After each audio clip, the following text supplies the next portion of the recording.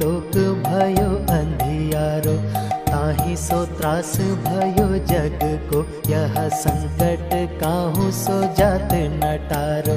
ते बन आनी करी बिनती, तब छाड़ दियो रवि कष्ट निवारो। को नहीं जानत है जग में कपि, संकट मोचन नाम तिहारो। नमस्कार, मैं डॉक्टर अलका निवेदन, आंतरिक सलाहकार और सदस्य help You Educational and Charitable trust, आप सभी का बहुत बहुत स्वागत अभिनंदन करती हूँ पूरे हेल्प यू परिवार की ओर से। जैसा कि हम सब जानते हैं कि जो हिंदू कैलेंडर में का तीसरा महीना है ज्येष्ठ मास, उसमें जो मंगलवार आते हैं उनका बहुत महत्व है। विशेष तौर से लखनऊ में बड़े मंगल का बहुत महत्व है। इसको बड़ा मंगल या बुढ़वा मंगल भी कहा जाता है। हेल्प यू के जय हनुमान कार्यक्रम श्रृंखला में आज हम तीसरे बड़े मंगल पर जहां उपस्थित हैं वो बहुत ही प्रसिद्ध स्थान है, बहुत ही सिद्ध स्थान है। जी हाँ, हम बात कर रहे हैं लेटे हनुमान जी मंदिर जी का, और वहां पर हम यहाँ पर उपस्थित है श्री विवेक तांगरी जी हमारे बीच में मुख्य वक्ता के रूप में उपस्थित है, जो कि इस मंदिर के महत्व के विषय में हमसे बातचीत करेंगे, बताएंगे कि यहाँ पर भोग प्रसाद भंडारे की क्या व्यवस्था है, इसका ऐतिहासिक महत्व क्या है, और भी इस मंदिर से जुड़े हुए जो सवाल हमारे हैं उनसे उनका जवाब हमसे आप साझा करेंगे। विवेक जी, आपका बहुत बहुत स्वागत है हेल्प यू परिवार की ओर से। नमस्कार, जय जय सीताराम। जय जय सीताराम। सबसे पहले तो हम आपसे यही जानना चाहेंगे कि हम जिस मंदिर के परिसर में बैठे हैं, श्री अहिमर्दन पातालपुरी हनुमान जी कहा जाता है, और बड़ी श्रद्धा है, मान्यता है कि यहाँ पर जो भी भक्त अपनी कोई भी मनोकामना लेकर आते हैं वो पूर्ण होती है। तो मैं जानना चाहूंगी कि इस मंदिर का ऐतिहासिक महत्व क्या है। ये मंदिर लगभग 250 वर्ष से भी अधिक प्राचीन है, और पूर्व में जैसा कि नदी के जो कटाव होते हैं उससे नदी की दिशा भी बदलती रहती। पूर्व में नदी इधर इस तरफ बढ़ के बहती थी, तो जब नदी का कटाव बढ़ा तो उस समय जैसा कि लोगों ने बताया कि यहाँ पर बाबा बालू के नीचे विश्राम अवस्था में पाए गए।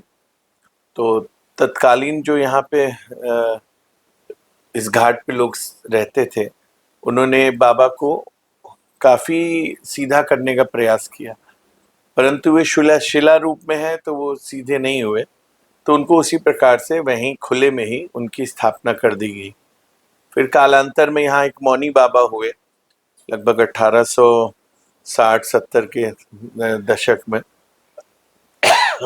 उन्होंने फिर बाबा के छोटे से कमरे का निर्माण कराया और अपने भक्तों से कह के पूजा अर्चना चालू हुई, लोगों का दर्शन चालू हुआ। जब ये मंदिर के आसपास नदी के किनारे बंधा बनने लगा, लगभग 60-70 के, यही 1960-1970 के दशक में, तो ये मंदिर का स्थान कट गया जी। तो लोग जो है आने में असमर्थ हो गए, क्योंकि बंधे को उतर नहीं पाते थे, बड़े बड़े बोल्डर्स थे। तो उस समय फिर लोग, हनुमान जी महाराज हमारे सुप्तावस्था में चले गए, विश्राम विभोर थे, विश्राम ही करने लगे। 2005-06 के करीब मैं और मेरे मित्र डॉक्टर पंकज सिंह भदौरिया, हम दोनों लोग को किसी एक पंडित जी ने बताया कि आप लोग हनुमान जी के विषय में इतना पूजा पाठ कराते हैं, भंडारे कराते हैं, चौक क्षेत्र में ही एक बहुत प्राचीन हनुमान मंदिर है जो इस प्रकार से उपेक्षित है जी। तो हम लोग यहाँ पर आए पता करके, तो बड़ी मुश्किल से किसी तरह से उतर यहाँ पर आए जी। तो सबसे पहले तो बाबा के विग्रह को देख के बड़ा कष्ट हुआ, क्योंकि वो बड़े क्षतिग्रस्त थे, क्योंकि देखभाल के अभाव में गंदगी भी बहुत थी। तो साफ सफाई करके, और इत्तेफाक से उस दिन हनुमान जन्मोत्सव का ही दिन था, अप्रैल का माह था, तो फिर बाबा ही से आज्ञा और अनुमति मांगी कि बाबा कुछ सामर्थ्य ऐसा दो कि यहाँ का जीर्णोद्धार कराया जा सके। तो उस समय मेरे 2006-07 में एक छोटे से कमरे से बाबा का एक छोटा सा हॉल और बनाया। आपने देखा होगा मंदिर में जो जीने में जाने वाली सीढ़ियां हैं, ये भी बड़ी बनवाई ताकि भक्त आने लगे। तो वर्तमान के स्वरूप से काफी छोटा स्वरूप उस समय था। और फिर बाबा के लिए पूजन अर्चन चालू हो गया और भक्तों का आना जाना धीरे धीरे चालू हो गया। तब ये हुआ कि लेटे हुए हनुमान जी, तो इनके जब प्राचीनता के विषय में पता चला तो मालूम पड़ा कि चूंकि ये जो विग्रह है ये अगर आपने देखा तो इस विग्रह के एक कंधे पे राम जी, एक कंधे पे लक्ष्मण जी, पैरों में एक तरफ दुरातांदी जो कि अहिरावण की बहन, और एक तरफ मकरध्वज जो हनुमान जी के मानस पुत्र के, जो पातालपुरी के द्वारपाल थे, मुख्य द्वार पे रक्षा करते थे। तो हनुमान जी जब उनको अहिरावण ले गया था तो सबसे पहले अपने पुत्र से ही उनका युद्ध हुआ था जी। परंतु उनकी माता जी आ गई थी, तो उन्होंने बताया कि ये आपके पिता हैं, तो वो उनकी शरण में आ गए। फिर अहिरावण के की शक्ति के विषय में और राम जी को छुड़ाने के विषय में जो दुरातांदी, उन्होंने हनुमान जी की काफी सहायता करी थी क्योंकि वो एक राम भक्त थी जी। तो फिर हनुमान जी ने वहां पर ही पाताल में ही पंचमुखी स्वरूप का धारण किया था जी। और उन पांचों दियों को बुझा के राम जी और लक्ष्मण जी को लाए थे। तो ये इसीलिए ये अहिमर्दन यानी अहिरावण का मर्दन करने वाले पातालपुरी के निवासी अहिरावण, उसका मर्दन करने वाले हनुमान जी हैं जो कि विश्राम विभोर अवस्था में है। और एक और मैं आपको बड़ा रोचक तथ्य बताना चाहता हूँ।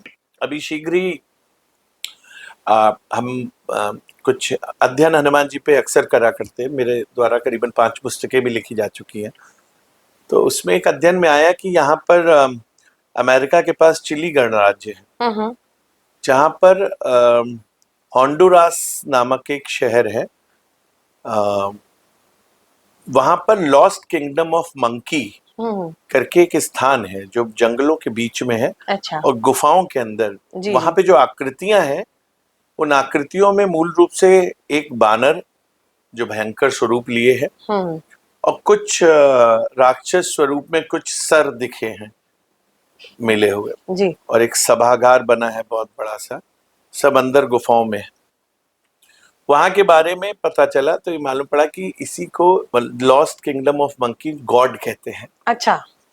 और वहां के विषय में और अध्ययन करने पे मुझे एक बहुत अच्छा रोचक पता चला कि वहां पर जो पारंपरिक नृत्य है जो वहां का, उस पारंपरिक नृत्य में भी गोला बना के चारों तरफ राक्षस स्वरूप में सींगे लगा के और कई सिर के, कुछ एक सिर के नृत्य करते हैं और बीच में एक बानर स्वरूप में व्यक्ति नृत्य करता है जो उसी नृत्य में एक दूसरे को मारता है। फिर सारे राक्षस मर जाते हैं और वो उछल के और नृत्य करने लगता है बानर स्वरूप में। तो वो कहीं ना कहीं हमारी इस कथा को पुष्ट करता है जी। और गहराई से जब मैंने अध्ययन किया तो रोटे खड़े कर देने वाले एक तथ्य समझ में आया। ये जो लखनऊ का जो लॉन्गिट्यूड और लैटिट्यूड है कोऑर्डिनेट्स, इसी का बिल्कुल रिवर्स कोऑर्डिनेट होंडुरास का है। ओके। यानी अगर हम एक गेंद मान लें और गेंद में इधर से छेद करें तो इधर जो निकलेगा, तो यानी अगर ये लखनऊ है तो वो होंडुरास है।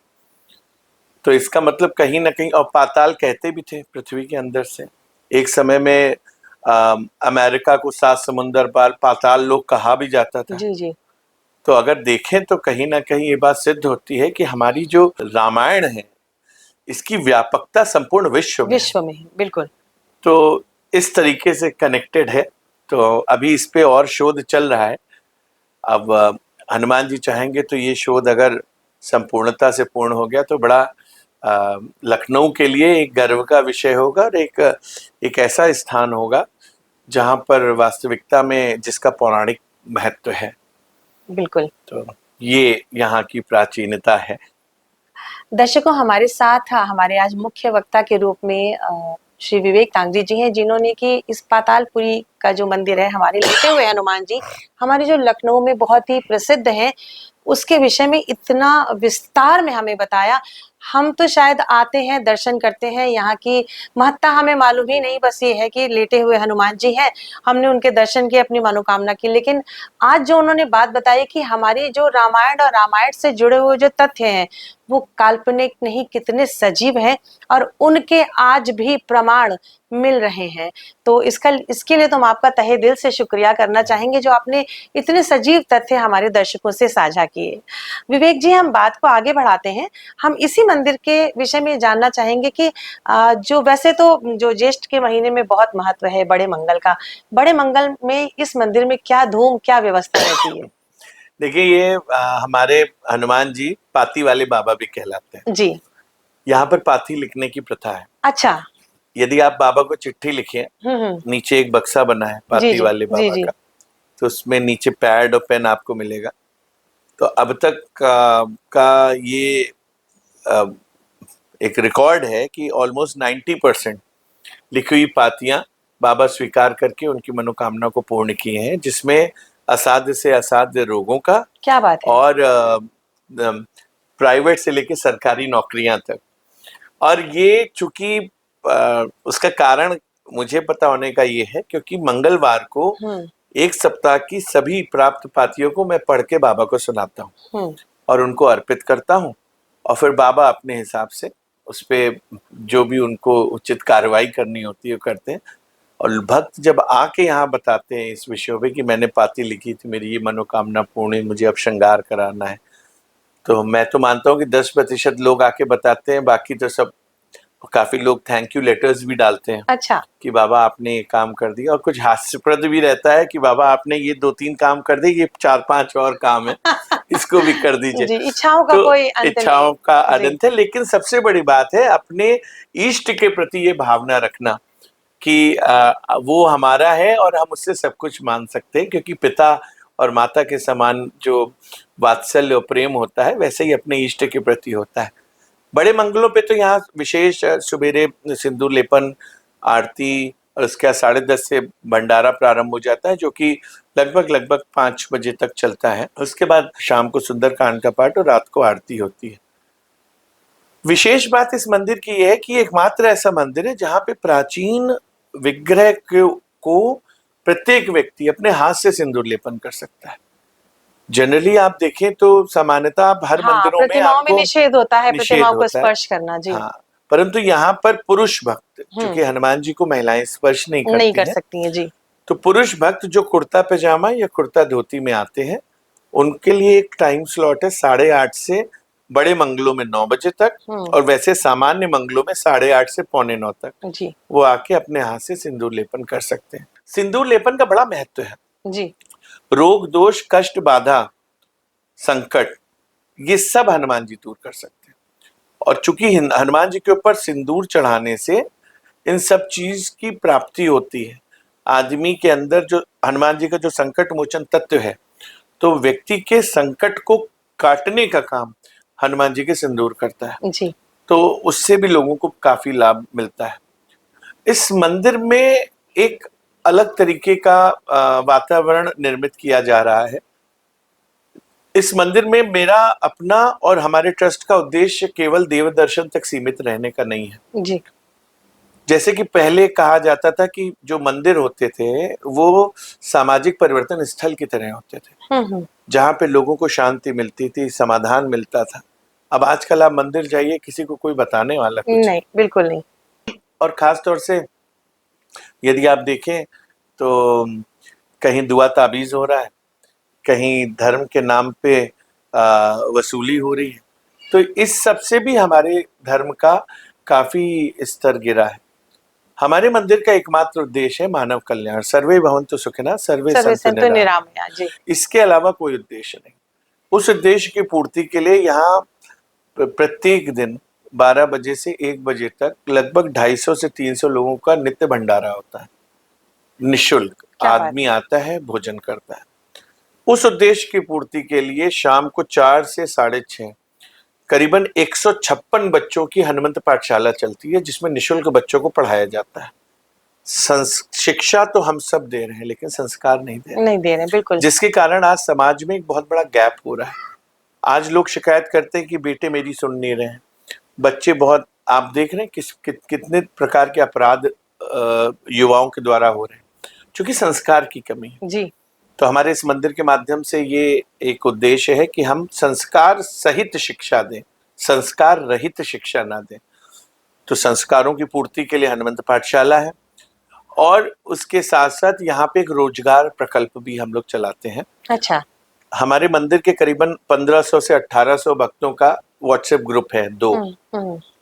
उसमें जैसे किसी को कोई रोजगार चाहिए होता है तो हम लोग उससे प्रॉपर एक सीवी लेके, एक हमारा फॉर्म का फॉर्मेट है, उसमें लेके मंदिर की तरफ से उसको जस्टिफाई करके उस ग्रुप में डालते हैं, और लगभग अब तक 10-12-15 लोगों को रोजगार भी मिला है। क्या बात है। कुछ बैंकर्स भी हमारे मंदिर ग्रुप में है। जी, कुछ जी। लोगों को अगर कुछ लोन की जरूरत होती है तो एक कनेक्शन, एक सेतु बंध का कार्य भी मंदिर कर रहा है। तभी मेरा उद्देश्य है कि सामाजिक परिवर्तन का स्थल मंदिरों को होना चाहिए। जी। प्रत्येक मंगलवार को आरती के बाद यहाँ आधे घंटे सत्संग होता है, और सबसे बड़ी बात है कि वो सत्संग धार्मिक आधार पे नहीं होता है, वो सत्संग होता है व्यक्ति के मानस को शुद्ध करने का, व्यक्ति के अंदर नैतिकता लाने का, व्यक्ति को समाज में कैसे रहना है, अपने जीवन को कैसे चलाना है, संकट की घड़ियों में कैसा आचरण करना है, इस संबंध और इस विषय पे सत्संग होता है मंगलवार को। प्रत्येक मंगलवार को सुबह आरती के बाद आधे घंटे और शाम को आरती के बाद आधे घंटे। तो इस 7:15 बजे शाम को यहाँ पे हवन होता है, वो भी निःशुल्क है। लोग आते हैं, बहुत से लोग हवन करते हैं, रोग दोष मुक्ति का हवन है वो, किसी के भी कोई कष्ट पीड़ा है। मेडिकल कॉलेज बगल में है। अब तक रिकॉर्डेड कम से कम 250 लोग ऐसे हैं जो मेडिकल कॉलेज से यहाँ आए, जिन्होंने बाबा को अर्जी लिखी, हवन किया और वो सही हो गए। कई ऐसे असाध्य रोग हैं जिनकी तो मैं टेस्टिमनी कुछ जो बहुत जिनसे निकटता बढ़ जाती तो लिखवा लेता हूँ। तो ऐसे टेस्टिमनीज भी हैं जहाँ पे लोगों ने, डॉक्टरों ने कहा कि नहीं। और आपको जान के अच्छा लगेगा कि मेडिकल कॉलेज में डॉक्टर जब कुछ नहीं कर पाते तो कहते जाओ लेटे हुए हनुमान जी चले जाओ, अरे वहां से एक फूल ले आओ। और यहाँ पे किसी प्रकार का कोई पैसा नहीं लिया जाता है कि कोई गरीब व्यक्ति आ रहा है या कोई दुखी आ रहा है तो उससे कहा जाता है तुम ये करा लो, वो करा लो, इतना पैसे दे दे, ऐसा कुछ नहीं है। बाबा के चरणों का फूल, बाबा का सिंदूर, और आपको आके हवन में सहभागिता देनी है, वो भी करना है, पैसा नहीं देना है। और इससे ही लोगों को लाभ मिल रहा है, क्योंकि जहां पर भावनाएं शुद्ध हैं वहां कार्य को पूर्ण होना में कोई संदेह ही नहीं। तो इस तरीके से हमारे लेटे हुए हनुमान जी महाराज अपने कृपा का जो आंचल है वो अपने भक्तों के ऊपर रखे हुए हैं, और बड़ी सुंदरता से इस मंदिर का विकास हो रहा है। आपने देखा कि किस प्रकार से इस मंदिर में सिर्फ आध्यात्म और आस्था ही नहीं बल्कि लोगों का विश्वास जुड़ा है। जैसा कि हनुमान चालीसा की ये पंक्तियां हैं कि दुर्गम काज जगत के जेते, सुगम अनुग्रह तुमरे तेते। और विवेक जी ने हमें बताया भी कि केजीएमसी बगल में है हमारे, और जब डॉक्टर्स कहते हैं कि अब पेशेंट बहुत परेशान है या अब उसके बचने की उम्मीद नहीं, तो भगवान जी के चरणों में लेटे हनुमान जी के पास उन्हें भेज देते हैं। और वाकई ये आस्था जग जाती है भक्तों में कि तुम रक्षक का हो को डरना। हम बातचीत कर रहे हैं help You Educational and Charitable trust की ओर से। बातचीत के दौरान ही आपको बता दूं कि help You Educational and Charitable trust सभी सामाजिक कार्यों से जुड़ा हुआ है और हमेशा सरोकार रखता है उन सभी जगहों पर, उन सभी क्षेत्रों में जहां पर लोगों को जरूरत है।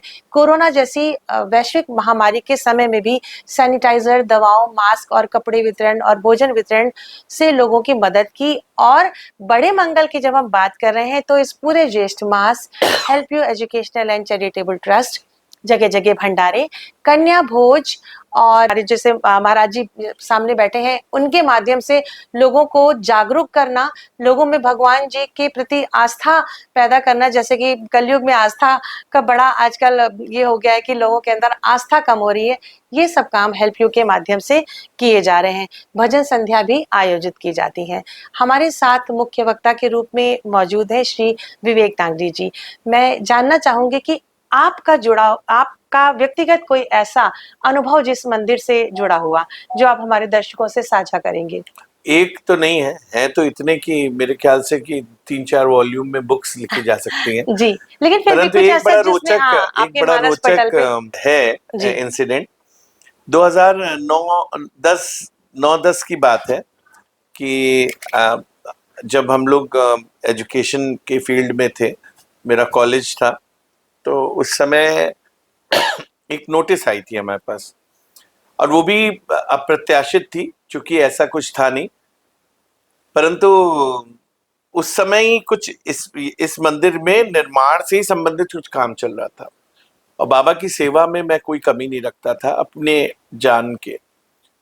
तो उस दिन मुझे क्रोध आया और हनुमान जी से मैंने कहा कि ये तो अच्छा है कि मैं तो तुम्हारे काम में लगा हूं और तुम मुझे परेशान कर रहे हो।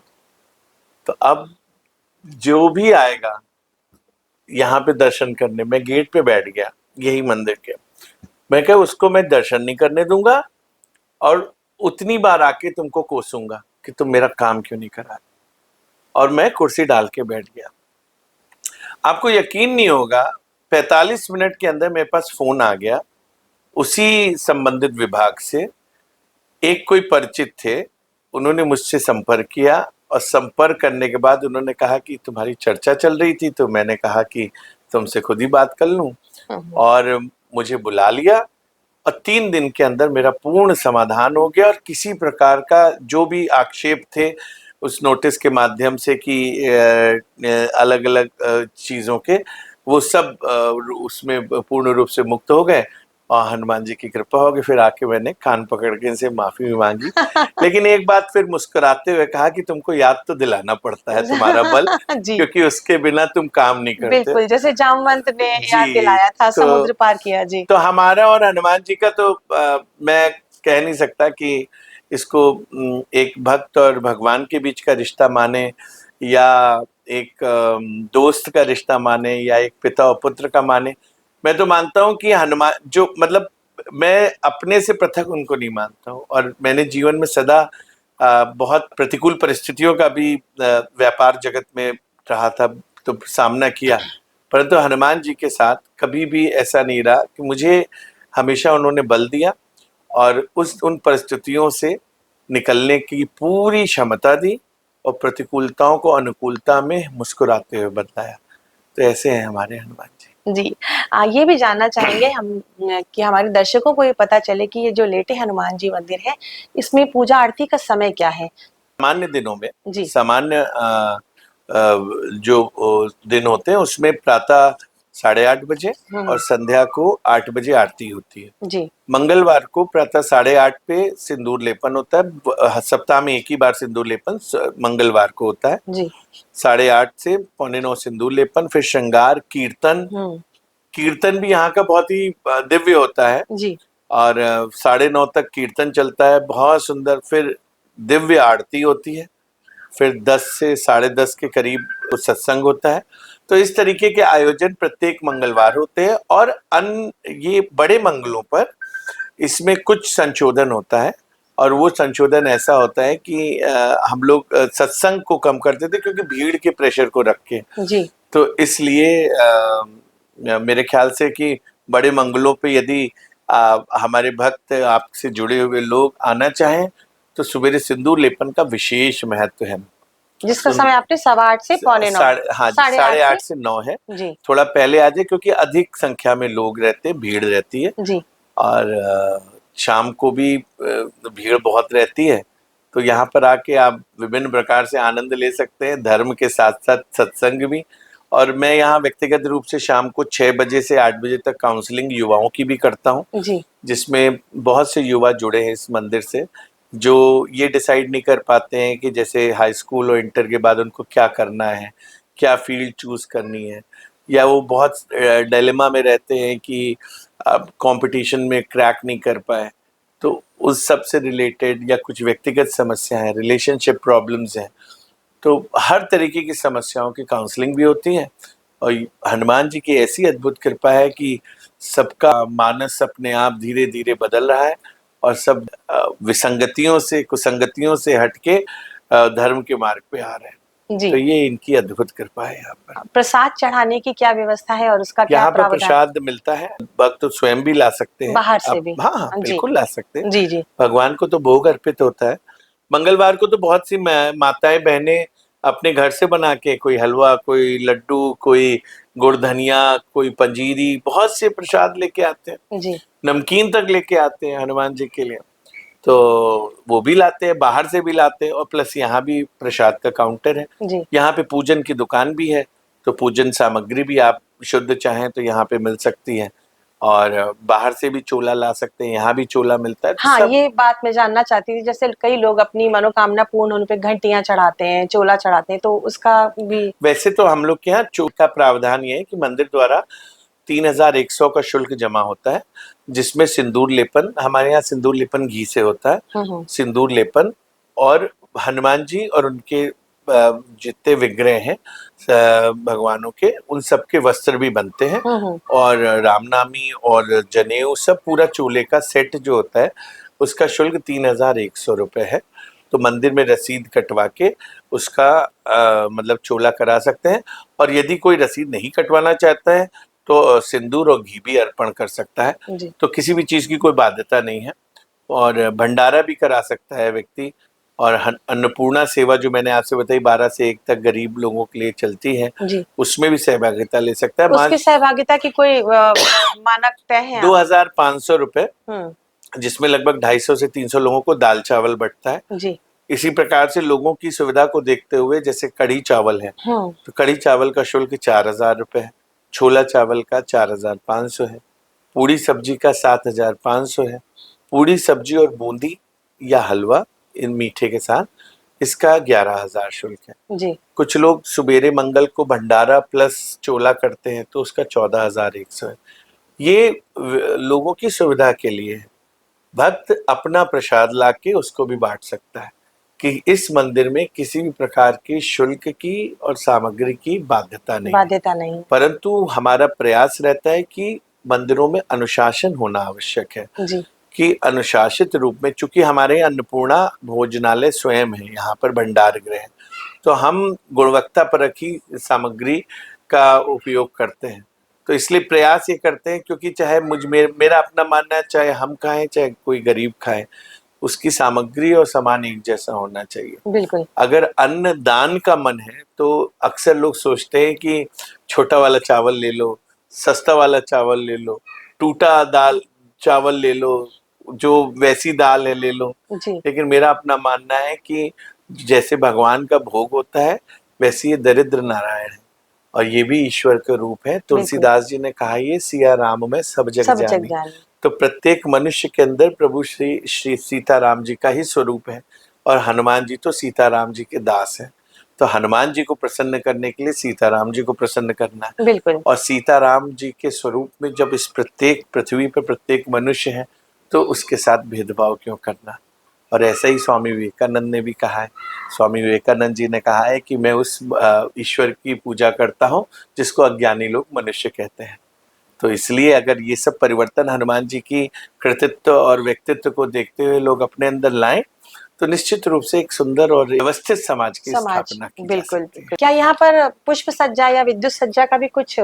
हाँ, पुष्प सज्जा का है। वो पुष्प सज्जा वाले से संपर्क करा दिया जाता है। व्यक्ति अपने हिसाब से उसका शुल्क कर सकता है। कुछ लोगों की इच्छा है कि केवल माला चढ़ाना, तो माला ला सकता है। कुछ लोग चाहते हैं कि पूरा मंदिर सजाना, तो वो अपना डायरेक्ट ही बात कर लेता है। आप तो बहुत समय से मंदिर से जुड़े हैं और मुझे लगता है लखनऊ को भी आप बहुत पहले से जानते हैं। जैसे लखनऊ बड़े मंगल की बहुत धूम रहती है, तो एक सदियों से चला आ रहा है। तो अभी आप जिस तरह से धीरे धीरे समाज में परिवर्तन हर क्षेत्र में हम देख रहे हैं, क्या बड़े मंगल के को मनाने में भी कुछ आपको परिवर्तन नजर आया है? बहुत परिवर्तन आ गया जी। मैं अपने बचपन से अगर देखूं तो पहले सबसे ज्यादा शरबत और बूंदी और कहीं कहीं पूड़ी, कहीं कहीं पूड़ी सब्जी, नहीं तो बूंदी, हलवा छोला, हलवा चना ये बढ़ता था। परंतु अब जैसे कालांतर में जिस तरीके से व्यवस्थाएं बदली, अब तो शो ऑफ का जमाना है। तो कहीं तो अब तो मुझे देख के बड़ा चाउमीन मिल रहा है, नूडल मिल रहा है, आइसक्रीम बट रही है। तो हम कहते हैं चलिए ठीक है, अच्छा है भगवान। परंतु एक चीज प्रत्येक व्यक्ति को सोचना चाहिए कि एक ही जगह एक ही स्थान पे यदि धर्म की बात होती है तो धर्म को स्थापित करने के लिए जो धर्म के मापदंड हैं उनका अनुपालन आवश्यक है। बिल्कुल तो अपनी सुविधा के अनुसार धर्म नहीं होता है। जी। धर्म होता है जो हमारे एक रीति रिवाज है उनको मानते हो, और इसलिए उसको एक अच्छी व्यवस्था से बनाना चाहिए। अब तो कहते हैं फोटो भंडारा, जी लोग जाते हैं कहते हैं कि 4 पूड़ी बांटना है, तो जब वो बांट रहे होते हैं तो फोटो खींचती है, उसके बाद जय जय सीताराम। सेवा भाव खत्म हो गया है, जी फोटो भाव बढ़ गया है। मंदिर जाके लोग देव दर्शन से ज्यादा सेल्फी दर्शन ज्यादा करना चाहते हैं। तो इस तरीके की भावना है, तो भगवान उनको प्रसाद भी उसी तरीके उसी से तरह का देता दे रहा है जी। कहता है कि जब तुमने फोटो और व्हाट्सएप के लिए फोटो खींची है तो तुम्हारा हम कल्याण भी फोटो और व्हाट्सएप के माध्यम से करेंगे, लाइक कुछ ज्यादा बढ़ा देंगे। बिल्कुल तो इसी तरीके से है, कहा गया है कि जैसी प्रभु की इच्छा करोगे, जैसे प्रभु को मानोगे, वैसी यही प्रभु की मूर्त तुम्हें मिलेगी। बिल्कुल सही तो बात ये है। आपने इतनी सारी बातें बड़े मंगल से जुड़ी हुई और इस लेटे हनुमान जी मंदिर से जुड़ी हुई बताई। मैं चाहती हूँ कि आप इतनी अच्छी और स्पष्ट सोच रखते हैं और आपका व्यक्तित्व और आपकी सारी बातें बहुत ही सकारात्मक प्रभाव छोड़ती हैं। तो चलते चलते हमारे दर्शकों को अगर कुछ संदेश देना चाहें तो। मेरा तो केवल एक ही संदेश है जो मैं देना चाहता हूँ अपने माध्यम से और हेल्प यू ट्रस्ट के माध्यम से, कि देखिए धर्म केवल मंदिर जाने से पूर्ण नहीं होगा। धर्म को पूर्ण करने के लिए धार्मिकता को अंदर धारण करना पड़ेगा, क्योंकि धर्म वो है जिसको हम धारण करते हैं। तो इसलिए धारण करने की वस्तु यदि धर्म है तो वो मानवता का पालन है। धर्म कर्म है, सबसे बड़ा धर्म कर्म है। आप घरों में बैठ के केवल भगवानों की पूजा करके कभी भी कुछ प्राप्त नहीं कर सकते। भगवान कृष्ण ने भी अर्जुन को यही कहा था कि गांडीव छोड़ो नहीं, गांडीव उठाओ, धर्म क्षेत्र कुरुक्षेत्र। ये जो धर्म क्षेत्र कुरुक्षेत्र का है, ये हम लोग के लिए कर्म क्षेत्र कुरुक्षेत्र है। ये कर्म क्षेत्र है हमारे समाज का। तो हम सब जब तक अपना कर्म करते रहेंगे तब तक निश्चित जान लीजिए, अगर हमारे कर्म की सात्विकता बनी है, लोगों को किसी भी तरीके से पीड़ा नहीं पहुंच रही है, तो निश्चित जान लीजिए हम अपने धर्म का अनुपालन कर रहे हैं। भगवान मंदिरों में नहीं, भगवान आपके हृदय में। आप चाहेंगे तो वो स्वयं उदय होके आपके साथ चलेंगे। उनको तो एक खोखला मन ही ढूंढने मंदिर जाता है। तो मंदिरों में जाके देव दर्शन का महत्व तो है ही है, निश्चित है, जाना चाहिए, क्योंकि सकारात्मक ऊर्जा का भंडार है मंदिर। परंतु केवल मंदिर जाने से काम नहीं होगा, अपने अंदर देव जागरण की आवश्यकता है। और देव जागरण क्या है? सभी का समान रूप से प्रेम, व्यवहार, सदाचार और समाज में माधुर्य फैलाना, ना कि द्वेष और ईर्ष्या। यही धर्म है।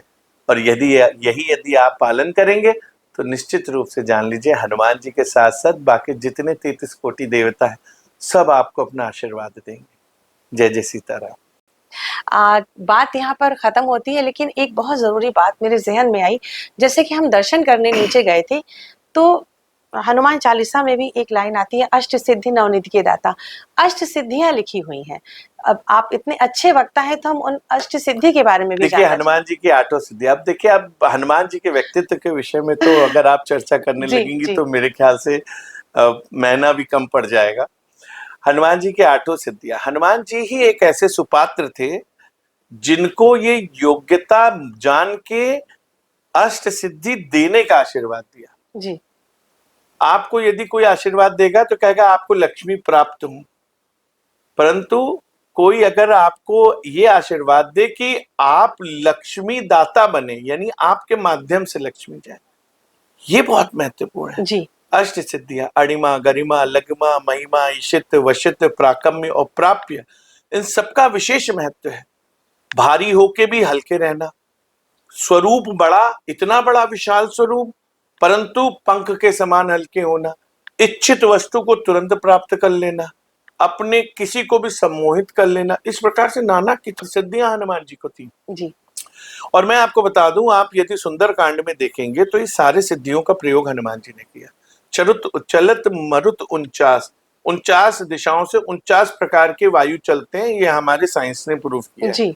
और ये 49 वायु को ईशित्व के माध्यम से और वशित्व के माध्यम से हनुमान जी ने चलाया था। उसके बाद अणिमा, लगिमा और गरिमा, इन तीनों का प्रयोग लंका जलाने में और लंका में प्रवेश के लिए किया था। तो इस प्रकार से हनुमान जी के स्वरूप को तो आप यदि देखें तो उन्होंने सभी सिद्धियों का सुगमता से और बिना गर्व किए, अभिमान किए पालन किया। तभी तो हनुमान जी का नाम है कि हनुमान, हन्यते माना इति हनुमाना, जिसने अपने मान का ही हरण कर रखा वो हनुमान है। हनुमान जी के व्यक्तित्व से जो सबसे बड़ी सीखने वाली बात है वो क्या है?